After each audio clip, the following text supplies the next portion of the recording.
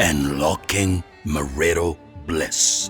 You're so much welcome to Unlocking Marital Bliss with Miss Iris Rod, and I'm always glad to host you here to share with you exactly how to win in marriage, how to literally have the best of marriages. And I keep telling people that marriage is easy and ignorance is hard.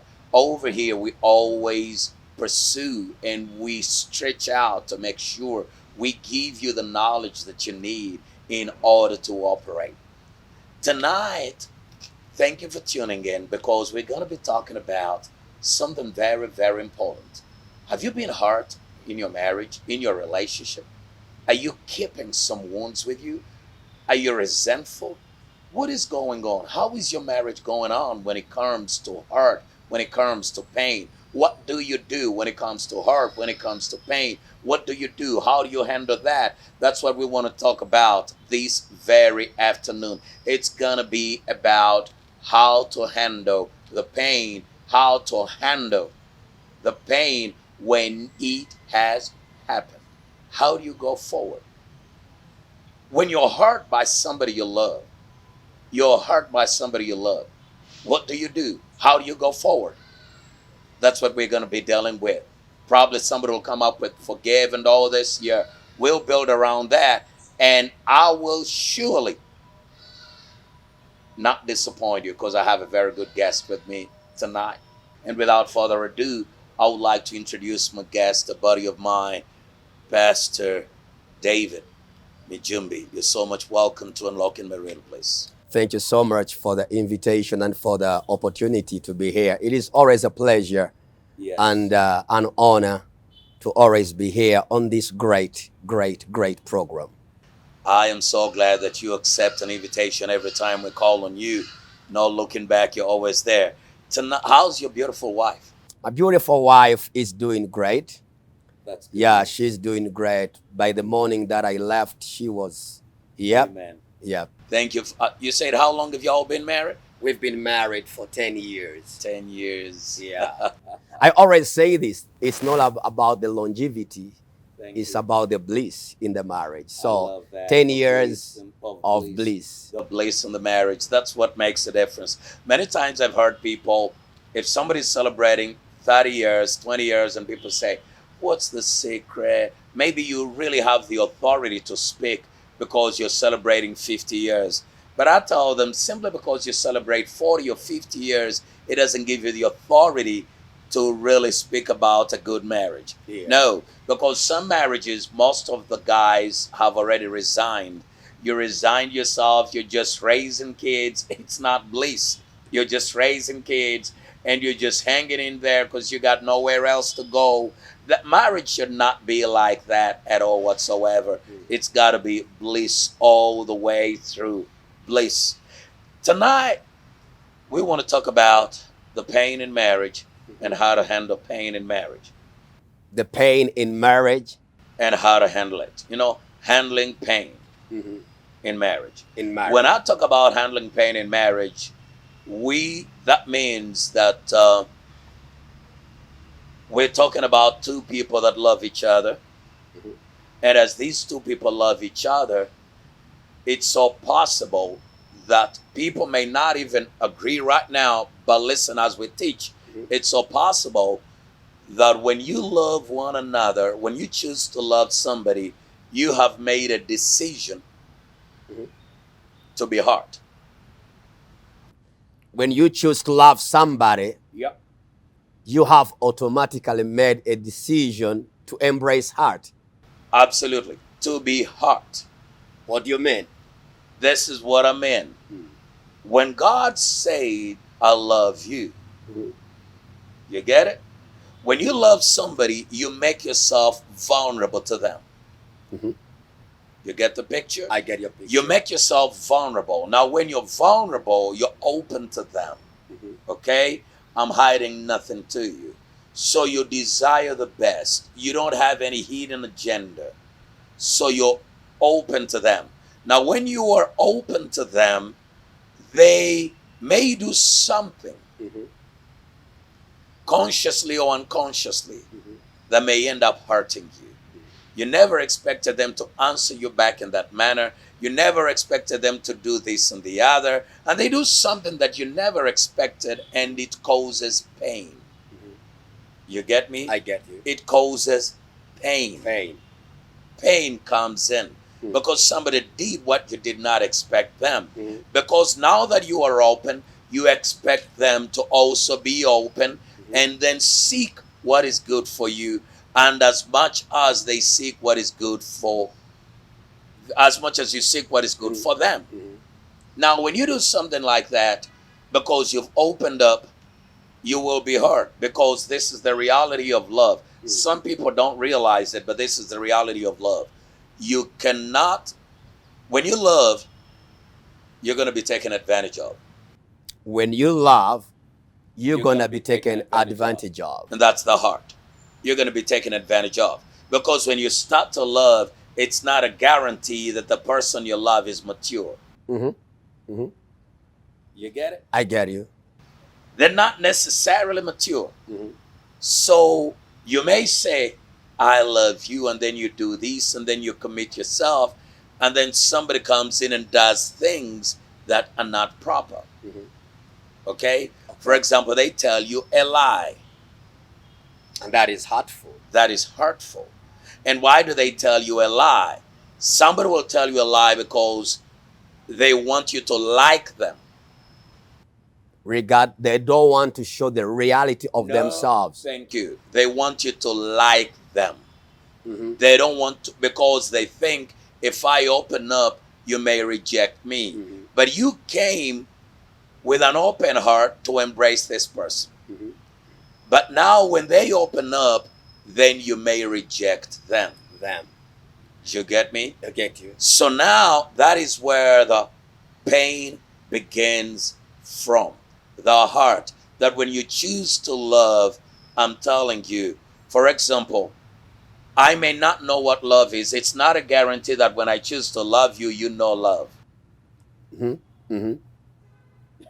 When God chose to love us, it never meant that we knew what love was. Mhm. We never knew what love was. So he had accepted to be hurt. Mhm. He had accepted to be taken advantage of. He accepted to be hurt. Mhm. He accepted to be taken advantage of. Advantage of. And these are the very important things we need to know. This is love, remember. Because we've been told, no, when you love, this can't happen. Mm. No, when you love, you're going to be hurt. When you love, you're going to be taken advantage of. When you love, you're gonna be hurt. When you love, you're gonna be taken advantage of. Yes. And how you handle those two things will determine whether you're a success in love or you're a failure. God was hurt. Mhm. God is being taken advantage of. It never stops. Mhm. Yet he still loves. He still loves. Yet he still loves. Now, there is someone that is watching us over there, and he's thinking in his mind, is it good for my wife or my husband to take advantage of the love that I have, shared with them, Yeah. the unconditional love, or is it good for them? How long are they going to hurt me? And how long am I going to endure the pain? How long am I going to endure the pain? Now we look at God. God has never resented us. He's always loving us, even when we do the wrong. Yes, sir. But some people will say that is God. I remember I used to tell this my wife, and she used to tell me, David, you are not Jesus. Well, whenever I would bring her to tell her, portray an image Of Christ. of Christ. And I'm like, Jesus would not do this. And she would tell me, David, you are not Jesus. Don't try to tell me that. Because at that very moment, she was like confused. Yeah. She could not really receive what I was trying to tell her. So the viewers that are watching us could have a question. How long is this person gonna keep on hurting me and still take advantage of me? Now, you raised that question. Yeah. So How long? how long? You see, before you even look at how long is this going to be on, Mm-hmm. you have to first understand what love is. Mm-hmm. Most relationships are breaking apart and failing because people that walk in have wounds. Mm-hmm. they've been hurt before. Mm-hmm. Maybe by their parents, by somebody they trusted, and yet go into a relationship. You see, when you walk into a relationship and you've not dealt with the wounds, you've not dealt with the pain, Mm-hmm. you will mess it up there. Many people don't even know that they're in pain. They don't even know that Wow. they're in pain. Really? I'm telling you, some don't even know. But I'll give you some examples where you can know this person is in pain. Mm-hmm. And especially when it comes, but they're in pain and they've never dealt with the pain. Especially when it comes to right looking around. Okay? Take a look at this. One time I went to one of the big stores in the city here, and they sell some building products and very good tires and all that kind of stuff. So when I walked in over there and we were settled in, I walked in and looked at the stuff, and somebody like a salesperson walked up to me. You get me? Mm-hmm. So when the salesperson walked up to me to try to find out What do you want it? what I wanted, Mm-hmm. she came and said, "Oh, this is just so very good. This is so wonderful. This is what we have. This is how we handle our stuff." And so I looked Mm-hmm. at this girl and my heart broke. I felt compassion for her. This girl was in pain. You get me? Mm-hmm. And some people may never realize, but this is the pain. This girl came in to attend to me, and she heard her skirt was up to around. It was really short, short, short, short, Triple Okay. shot. triple short. That was her skirt. Not only that, but even as she was there, her top was right about here. And the time he was out, Her belly was her out, belly was out. totally exposed. And she came, "Oh yeah, this is what we sell, and this is what." And then I looked at her. I said, "Okay, I do appreciate what you're selling and everything, but let me ask you a question." And she said, "Okay." I said, "Have you grown up with your daddy?" Grown What a up with my question. daddy? Why? And I told her, "You're young, you're beautiful, but you're abusing yourself. You're crying out for attention. How can a beautiful girl like you expose yourself so somebody may pay attention? Because you yourself don't know who you are." Mhm. The reason I ask about your dad is because I sense pain in you. Mhm. It's pain that causes you to expose yourself. What you would have protected, you are not protecting. You are opening it up so people may attend to to you you. because you don't know the value you have. And if your daddy was there, your daddy would have shown you your value. Wow. But your daddy, I doubt whether you grew up with your dad. Tell me the truth. She broke down in tears. This is a girl who was Wow. okay. A girl who was moving on well, yeah. And the guys in the store are like, "Yeah, yeah. You are the one. You're the best." And I looked at her, all I saw was pain. Wow. All I saw was pain. And I told her, "Have you grown up with your father?" And she said, "No." No. And she was wiping her tears. She said, "No." And I said, "I knew it because of the way you treat yourself." Some people Wow. even have fathers, but fathers have not played their Their role. role. So you see this girl every day dressing so skimpily and treats herself like she's out for everybody to see, Wow. demanding attention. Such girls are in pain like you've never seen before. Wow. And most guys will go for such girls thinking, and the guy will think, "Oh yeah," but in reality, they've just seen the body and they want the body. They don't want the person. They want the body. So these girls will keep on trying to dress in a manner that is screaming. The pain inside is screaming. Can you see me? Can you see me? Can you see me? So now When I talked to this girl, because we were in the store, nobody ever talked to her like that. I You say, just came in to buy some. I came in to buy stuff, but now I realized she needed help. And I said, I'll be honest with you. The men who will come and try to take you who don't love you. They'll try to use you. Can you learn how to cover yourself? Wow. But you can't cover yourself when you don't know what value you have. Not growing up with her father, life became empty. Life never made meaning. Because fathers are meant to give identity. Wow.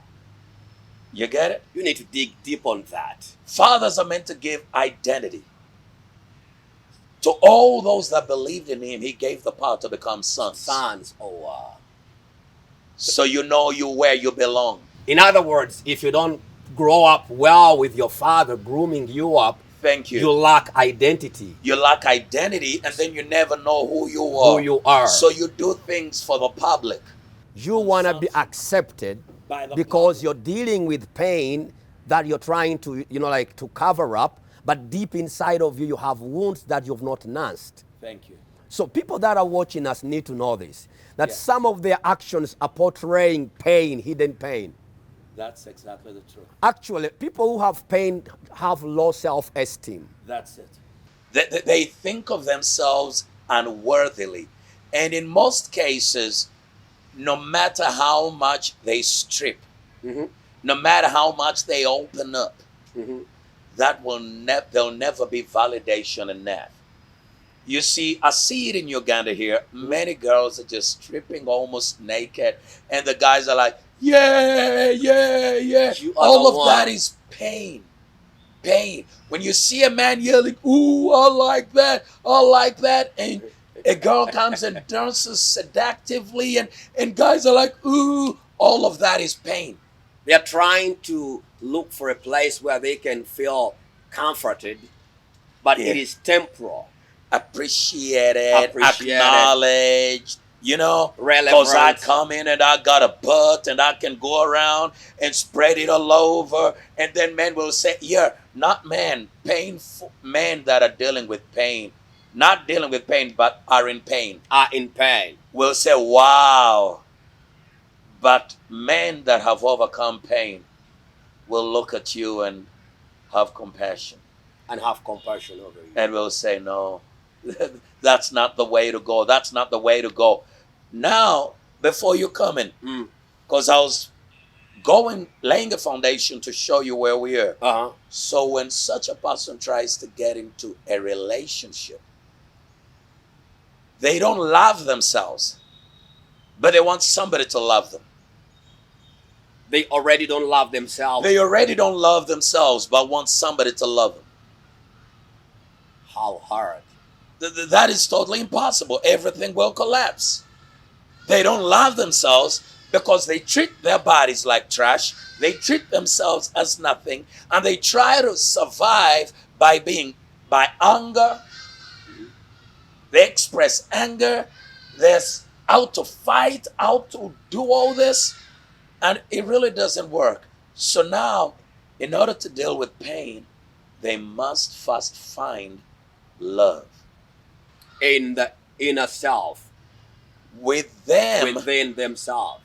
They cannot even discover it in. So they have to step out. In order to find love, they have to find God. They have to find God. Because God is love. Thank you. God is love. When they find God, who is love, you get me? They are discovering who they are. When they find God, God is loving them unconditionally.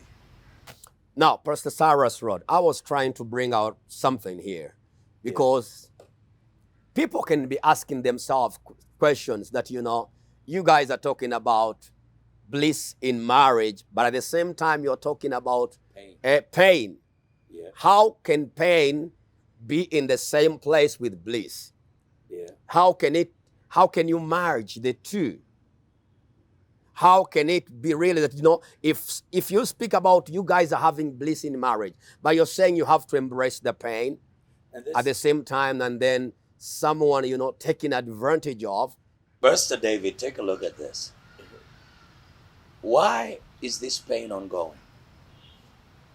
This pain is ongoing because every human being born of a woman is born with it. Every human being born of a woman is born with pain. So wait a bit, Pastor Cyrus. Do you want to tell me? Do you want to tell me that everybody that is watching us has what can I call it? A content or maybe a measure of pain? Yes. Everyone, Every human being no matter how tall, short, black, white, is born with it. The only problem is those who enjoy bliss have overcome it. Those who are struggling have never overcome the now I pain. get your point. You get me? Uh-huh. Those who enjoy bliss have overcome that pain. What kind of pain is this? Uh-huh. From the time of Adam, when Adam rejected God, he thought God would feel the pain, but Adam felt the rejection and the pain. Every child born of a woman is suffering from the fear of rejection. Everyone. Fear of rejection. Fear of rejection. That's why the first thing a child does, they don't want to be corrected. Every child thinks, when you tell me this is bad, then I am bad. When you tell me I'm bad, that means you are describing. rejected. You are trying to this character assassination, whatever. So what you're doing is you're telling me I am not worthy. Okay. The fear of rejection springs from a sense of I am not worthy.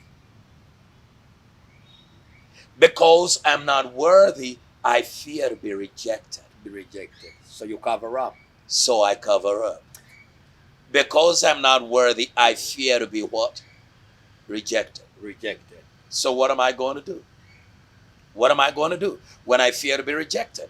I will do whatever it takes. I will do whatever it takes. You get me? To make sure you don't reject me. So the fear of rejection that comes from a sense of I'm unworthy is what brings us to fail to handle this pain. Because if pain comes in, I go to God and say, I am a sinner, forgive me. You have loved me. So every human being must discover that God has loved me unconditionally. Yeah. I don't need to put on a show. I don't need to put on a mask. This sense of unworthiness, God says, yeah, I just love you the way you are. So I receive unconditional love. You get me? Mm-hmm. So now I don't need to perform. I don't need to perform in order to be loved. So when I receive the unconditional love of God, I am delivered from the pain. Then I can also be able to love. Then I can also be able to love unconditionally. I am not afraid of being taken advantage of. Now I'm giving the advantage. You remind me of Christ when he's being crucified. Yeah. And then he says, Father, forgive them. For they know not. They do not know what they are doing. Luke chapter 23. You know, they do not know what they are doing. But look at this. This is a man in pain, according to our humanistic understanding. It was pain. It was real. But his heart was not in pain. Was not. His heart overrode Pain. the physical pain. And he said, you can do nothing to me that can keep me from loving you. Now, his confessions are contrary to what he's going through. In other words, he has matured to a level of being able to know how to handle pain and how to love. Thank you. Now, his love superseded the pain he was experiencing. In fact, he was willing to endure the pain For the sake in of love. order to release the love. The love. So in other words, you cannot love until you're able to master the pain. Thank you. You heard it from Pastor David. You cannot love until you're able to master the pain. And tonight is real deep stuff. Now you know what we're in for. Anybody that is going to love you, oh man, we'll be back in a minute. Unlocking marital bliss.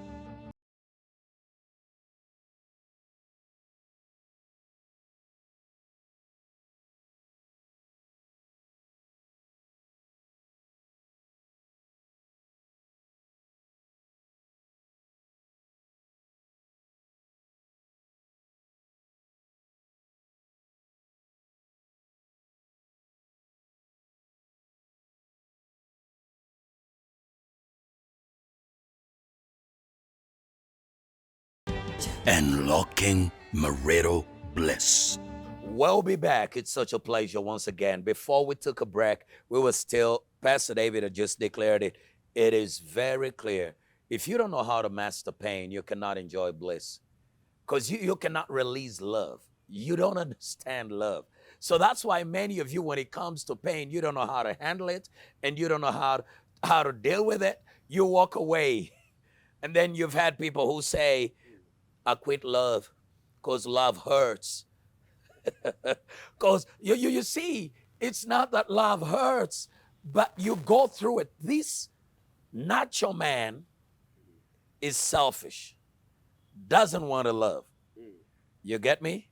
But inside you, there is the man that God gives birth to. That's why you cannot step out in love until you've connected with love upstairs.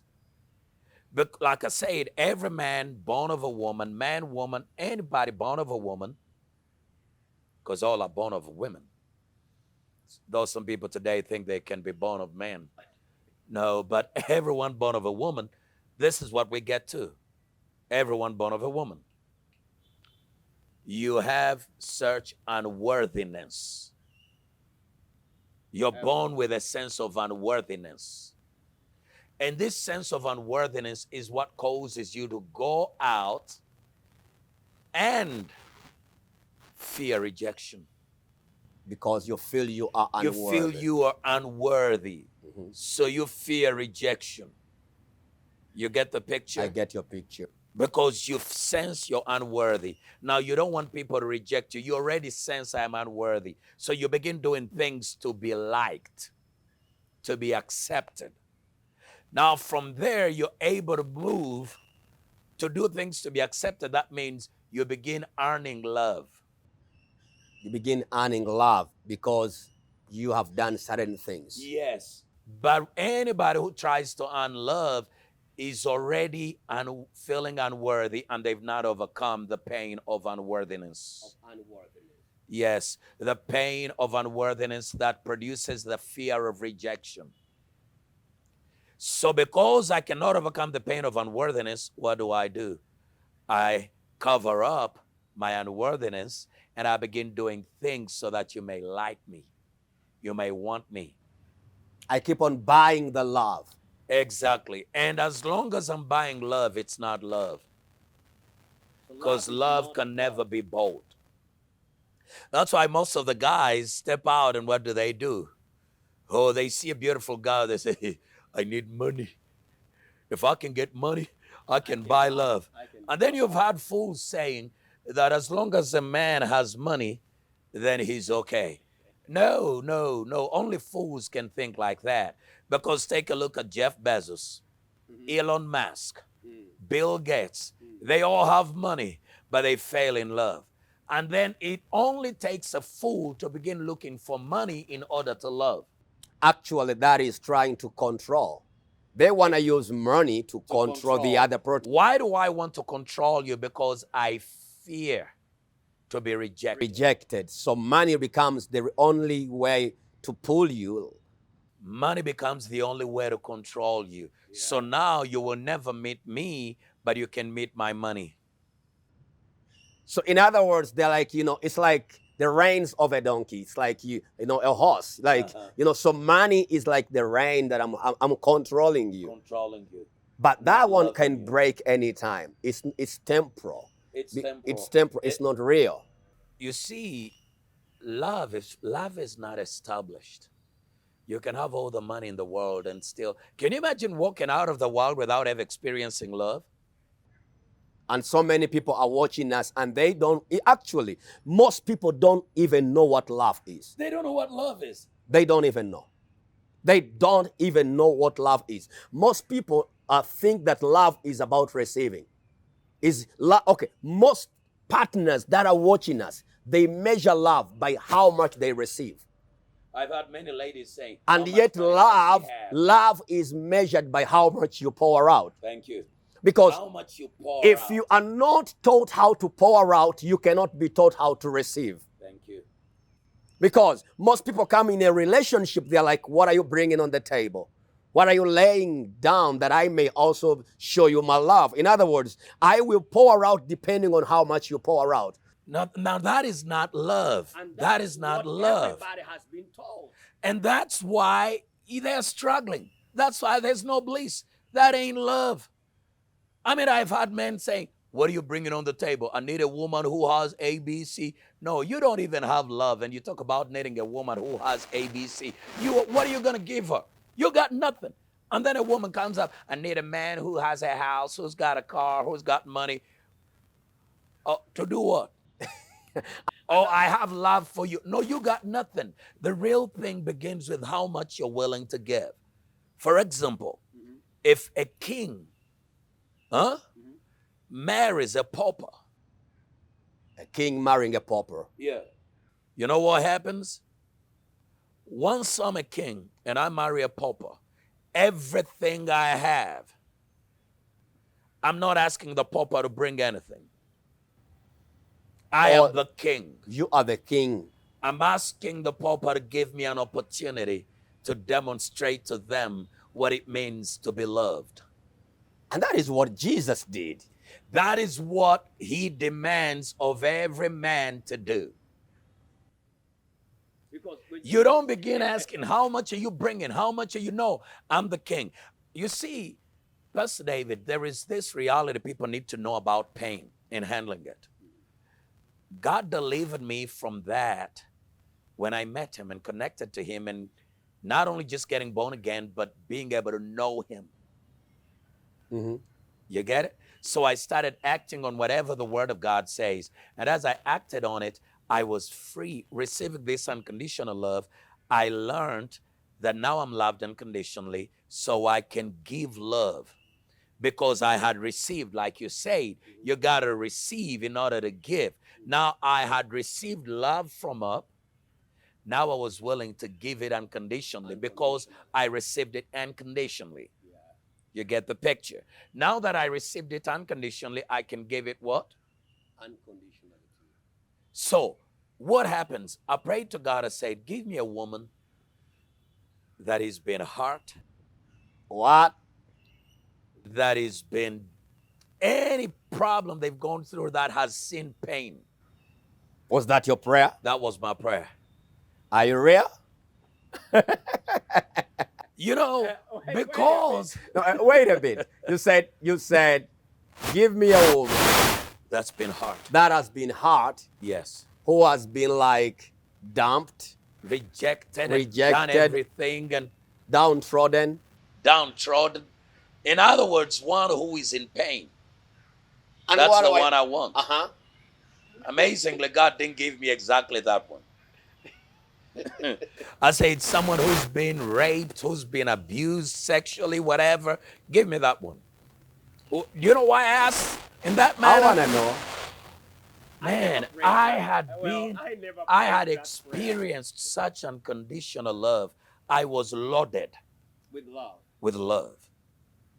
And I was willing, nothing could stop me from giving it away, no matter how much somebody was. But what God did, not somebody who had been raped or whatever, but brought me somebody who was full of pride. He brought somebody that was full of pride. Full of pride. And then what did you do? It wasn't easy.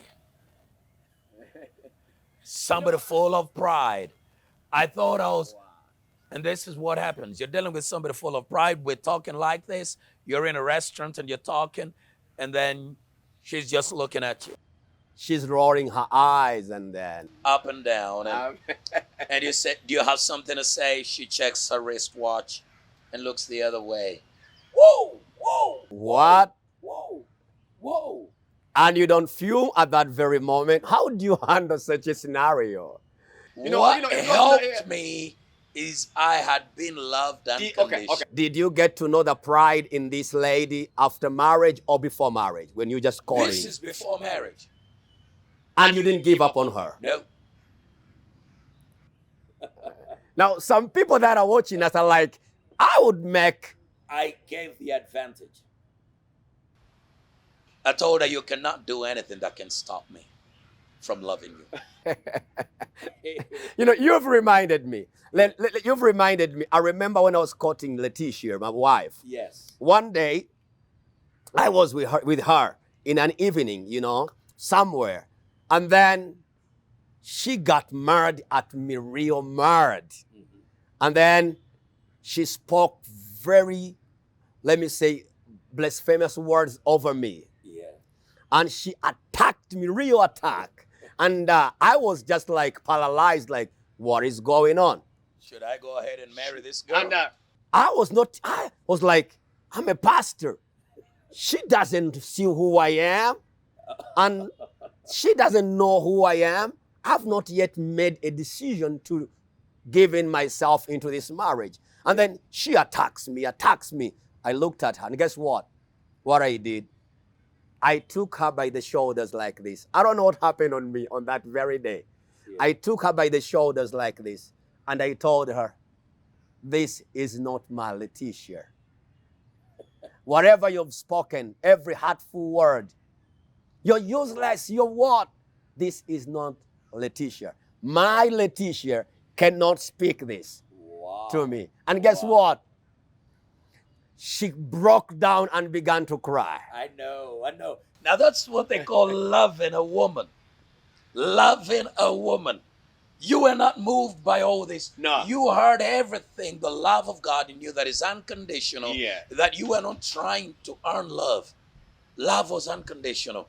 And no matter what she did, you were saying, no, there's a better Letitia inside. This cannot stop me. I can handle the pain. I can forgive you. Yeah. There's something better. Maybe it came from, maybe you've not known unconditional love. So you're trying to be with me by protecting yourself, because that's what happens. Mm-hmm. And when you don't know unconditional love, you will be in a relationship to protect yourself. Yeah. Your interests. Your own interests. Yeah. But when you've known unconditional love, you're in to protect the other party's interests. If you're still married to your past pain, you are divorced to your future praise. That's it. You cannot embrace praise when you're still married to your past pain. Yes. Now, most people are in relationships, but they are still married to their past pain. And thank you for bringing up, we need to deal with it. The past pain. What happened to you before? And then you drag it in. It messes up a lot of Maybe things. your father left you down. He did not take care of you. Maybe your wife probably be disappointed in a relationship. And you think all men are like all that. men are like all that. women are like that. Do you know that women or men are in a relationship, but all what they are doing is motivated by their past? Yeah. They try to say, you know, I cannot join my account with my wife because what happened to someone else or maybe to my past, I cannot. So in other words, they are not loving. Yeah. Because they are not real. They are dealing, they have pain they have not dealt with. So now pain is hindering them from pouring out love. Because when pain comes in, the heart closes. It closes. You protect yourself. So now you begin taking advantage instead of giving advantage. Let me draw this picture to the viewers that are watching us. You know, Jesus is crucified by human beings. Yes. Men crucified Jesus, and Jesus was not guilty of any case whatsoever. And he's crucified, buried in the grave. For 3 days, he resurrects. Yes. Guess what? On the third day, when he resurrects, He doesn't say, I need to leave this world. I need to take off because I know these men hurt me. What does he do? He goes looking for the very people, the disciples who hurt him, who left him, who abandoned him on the cross. When he needed them most. When he needed them at most, they left him. But when he resurrects, where does he go? To the very people. To the very people. Why? Because Jesus had dealt with pain. He was able to love. Able to give the advantage. Hallelujah. Able to love. That's a great picture. He had dealt with the pain, so he was able to love. To love. Because he had dealt with the pain. Pain would not determine his love. No. And he doesn't love would stop at nothing. You see, love is so strong. Stronger than the grave. Come on. Love is so passionate. People just don't understand love. What you see in Hollywood and all over here in UG and all this, that ain't love. That's just nonsense. That is selfishness. Every man trying to protect their own interests, but using each other. So they agree at what extent they can use each other, but not loving each other. Anybody who's going to love will know that I can even forgive. You get it? I am able to forgive you no matter what you did. What you did for your wife is to forgive her. That's all. And the she reason has you also- forgave her is because you had overcome the pain The pain. of unworthiness and fear of rejection. And now you're like, what bad can anybody do to me to stop me from loving you? What are you going to do to stop me from loving you? That's why scripture will say, what shall separate us from the love of God? God. And that's the same love God gives to those who come to him. So in this case, you are able to forgive her. I was. I've been able to forgive my wife. She's been able to forgive me. Even me, she has been able to forgive me numerous times. To forgive means I no longer hold this against you. I've released you. I no longer hold it against you. In other words, even when it comes to my mind what you did to me, I just say, no, I forgave her over that. I no longer hold it against her. I speak to myself, and that's how whatever you've done to me, I totally forget. You don't keep revisiting. No, love does not keep a score for wrong. So when I say I've forgiven you, I mean it from the depth of my heart. When my wife says I've forgiven you, she means it. So the reality about forgiveness is I no longer hold it against you. What you did was wrong, but I don't hold it against you. Let's rise up and move forward. Now, many people don't know how to rise up and move forward. They really don't know. So they keep saying, but he did this, he did this, he did this. That is, fear has come in, and now they're quenching the love. Love is not able to come out. What he did this, he did this. But the reality is, some people have been told, learn how to forgive yourself. When they're told, when they say, I don't know, I forgave him, but I just can't. I don't know. Or learn how to forgive yourself. And I've heard it in churches. And I tell people, that's a lie.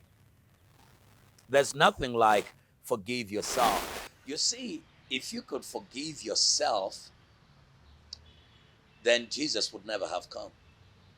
He would be up there and says, guys, no matter how you feel, forgive yourself. No. What we call forgiving ourselves is us. God, this is what God calls it. Accept my forgiveness. When you accept you've been forgiven, then you don't need to forgive yourself. Because the reason you've been forgiven, you're forgiven for the very actions you did. So accept that you have been what? Forgiven. And once you accept that you have been forgiven, then there's no need. Let me drop a question in your yard. Yes, sir. There is a woman out there Yeah. that is watching us, and she's like, I forgave my husband the first time. Yeah. Second time, he did it again. Third time, I want to throw in the towel. I feel like I want to quit Yes, sir. because I cannot take the pain. What is the remedy to such a viewer that is watching us? The first thing such a viewer should do is to actually release something called mercy. The problem is if I forgive you the first time, the second time, the third time, as long as I am numbering them, I have not forgiven you. Come on. As long as I'm numbering them. You need to explain that. Oh, wow. As long as I'm numbering them, I've not forgiven you. As long as I'm numbering how many times I have forgiven you. I've not forgiven you. So in other words, if I forgive my wife and one day I sell a t-shirt, the first time you remember on June 17th, 1982, and then 2000, you did the same thing now. In other words, if I keep on reminding her I didn't forgive her, No, you didn't. No, break you it didn't. down. This is what happens. Jesus said, Peter came to him and said, how many times can I forgive my brother? And what did he say? 70 times 7. In one day, if he comes back to you, 70 times 7, that is 490 times in one day. In one day, that is not in your lifetime. In one day. In one day. Now, nobody's going to hurt you 490 times in one day. Nobody. Nobody. What was he trying to tell them? Showing them what mercy is. Being merciful. By the time you say, I'm forgiven, this person deserved judgment, but I'm withholding the judgment and I'm giving them what they don't deserve, because God equally has withheld judgment from me and gave me what I didn't deserve. So this is what you did to me. I withhold the judgment. I give mercy to you. So if I give you mercy when I'm forgiving you and I bring in mercy, how can I count? You don't count how many. I don't count how many times. When you come back the second time and I release mercy, look at God. His mercies are new every what? Every morning. And he tells us we must be like him. And it gives us the power to be like him. A woman was abused by a husband. And she came to me and said, he's beating me up. First time when the Lord told me, hey, tell her to go back and bless that man. She went back and did that. After about a month, she was beaten so bad. And she came and the Lord said, Same man beating her up again. and said, and I told her, get yourself a room and raise your children from there. Separation is acceptable. So some people need some sense when they lose something they never they never appreciated. They took for granted. Yeah. So at that point, she did that. And within 3 weeks, the man got an accident that was so bad, and they called her. The man himself said, please forgive me. What happened? Every time you give mercy to somebody that is abusing you, you're placing yourself away from, you're leaving room for God to come in And take vengeance. and take vengeance on your behalf. Come on. This man was taken care of, treated.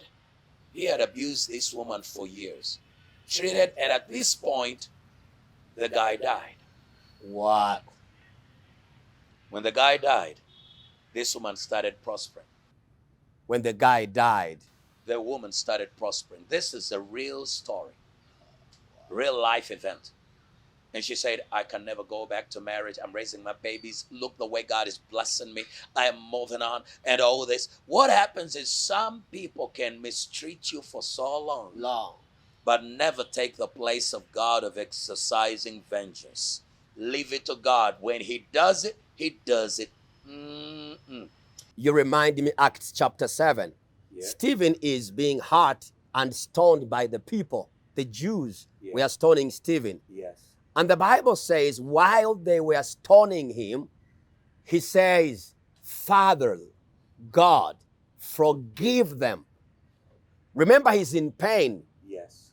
People need to understand this. He was a human being, Yes. having the same blood like you do, Yes. but in the midst of the pain, he speaks contrary to what he's experiencing. Yes. And he says, Father, forgive them, for they do not know what they are doing. Guess what? Then the heavens opened up, and Jesus is seen standing, not seated. In other words, when you forgive, you open up heaven to come into your affairs. Yes. So heaven was open. Heaven is open for every forgiver. Yes. Everybody that can be able to handle pain and do contrary and is not driven by pain. That's Because he could have cursed them, yes.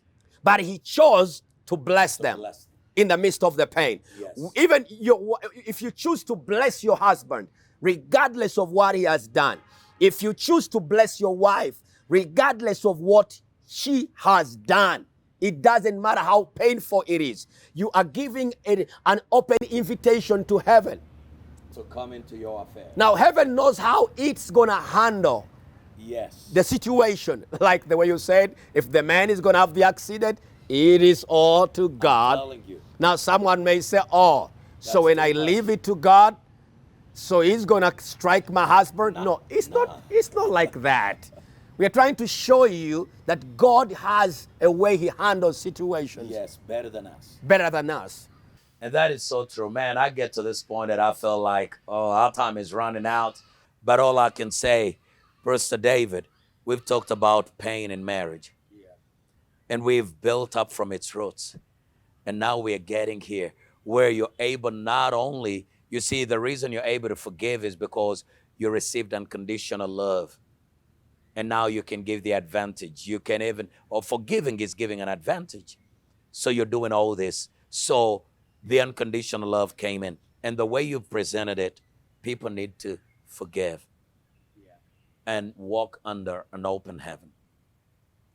And I don't promise them that when they forgive, the person will say, oh yeah. No, when Stephen said forgive them, they stoned him the more. So that is what love is all about. It's not a guarantee that when you tell somebody, I love you, I've forgiven you, then they're going to change their behavior. However, if you never let their behavior determine yours, you're a lover, and that's it. No matter what they do, you never change. You're still a lover. I want you to take a minute and look into that camera and close it up. Oh, dear viewers, it is always a pleasure to have you here watching Unlocking Marital Bliss. And I want to tell every viewer that is watching us that, you don't determine what people are going to do, but you have all the power to determine how you respond to what people do towards you. Yes. People can hurt you, but you shouldn't, be like vibrating or responding to what they have done. You have been given the power to determine your actions or how you respond back to your partner. She could have hurt you, he could have hurt you, but choose to love. Jesus chose to love us even when we run away from him. He comes running to us every day and showering us his love. If you deal with the pain that is in the past, you can be able to pour out love to your partner. We love you and keep on watching. I'm David Mijumbi. Thank you so much. You had it from him. Surely let the pain in the past go. Learn how to deal with it. You're not the first and you're not going to be the last. This stuff happens. But how you respond is your choice. I cannot determine how people are going to treat me, but I choose how I respond. And because I know love, love is the only way to respond. Remember, marriage is easy. Ignorance is hard. See you next time.